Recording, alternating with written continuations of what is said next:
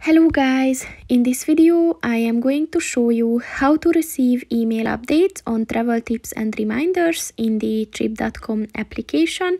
But first I just want to mention, don't forget to subscribe to my channel, because at 10,000 subscribers I am going to show you my whole YouTube revenue statistics and growth strategy, as well as how to make money online.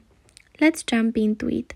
First of all, open the application on your phone and then click on the account button at the bottom of the page on the right, and then click on the settings button at the top of the page on the right, and then click on the notifications button,